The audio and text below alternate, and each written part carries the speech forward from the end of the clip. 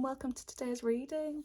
Come and join me in my cosy little corner, or perhaps just take a moment to find your own cosy little corner wherever you are right now.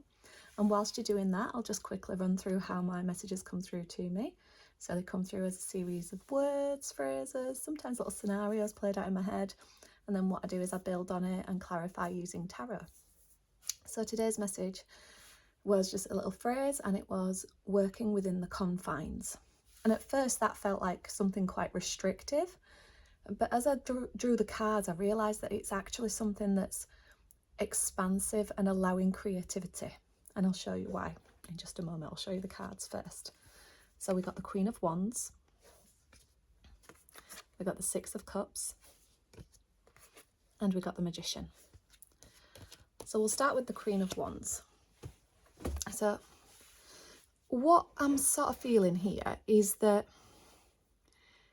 it's more about your presence than anything else.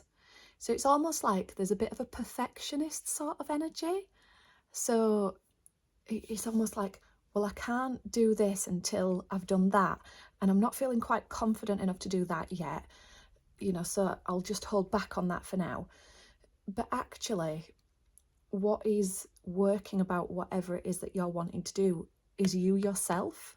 So it's not about perfection, it's not about sort of external grandeur, it's about your presence and you being fully within yourself and enjoying whatever it is that you do.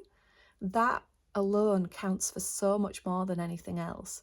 So it's about self-trust, it's about really getting a feel for what it is that you enjoy and just really going for it and just being brave enough to step out and say, this is what I enjoy and this is who I am. So that's what the Queen of Wands is feeling like in this reading today. And then when it's come out alongside the Six of Cups, so the Six of Cups is about nostalgia, but I feel like it's almost like you're stripping back the overthinking, you're stripping back the perfectionism, and you're going back to a more childlike way of looking at it. It's like, what did I actually enjoy before the overthinking took over? Before I started on all this, I should be doing this, I should be doing that, I need to do this, I need to do that. It's like, actually, you already have it within you, what it is you're good at and what it is that you enjoy doing. So it's really is like stripping back to the bare bones of it and remembering what it is that you enjoy. Because when you start overthinking it and trying to mold it into something it's not, whatever it is, this thing that you're working towards at the moment, it takes the joy out of it and it starts to feel less like you. Okay. And then the final card, I really loved it when this one came out, the Magician. So as I was shuffling, he was at the bottom of the deck, and I thought, oh, he's a really good one for this reading actually, but I carried on shuffling and then he jumped out, so I liked that. So the Magician, he's resourceful, he's creative with what he already has, he creates from what he already has. And I think that's what this message is kind of trying to say. It's like, you don't need everything to be perfect, you don't need all the best equipment, you don't need all the qualifications and skills under your belt. Just make a start.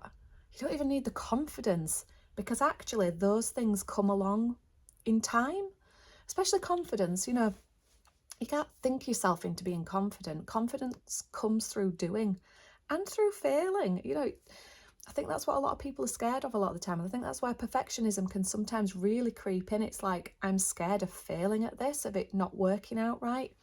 But that's taking it away from the joy then. Failure is not a bad thing. It just shows you where something doesn't quite work right and where you can refine and be a bit more creative with it. So don't be afraid of that. This message is definitely for you perfectionists out there. So it's saying, use what you already have. And I tell you what, I'm going to use myself as an example here. I'm currently sat in my boy's bedroom with a towel behind me, using some crappy IKEA lights. I don't have a microphone, but I'm doing it anyway. It really doesn't matter because what I'm bringing to this is myself. And that's all that really matters. Okay, does that make sense? So I hope you found what I just said inspiring then and not thought, oh my God, look at the state. So anyhow, If this has resonated with you today, please do pop a comment below. I really love to read those. And as always, thank you so much for joining me today, and I shall see you again next time. Bye bye.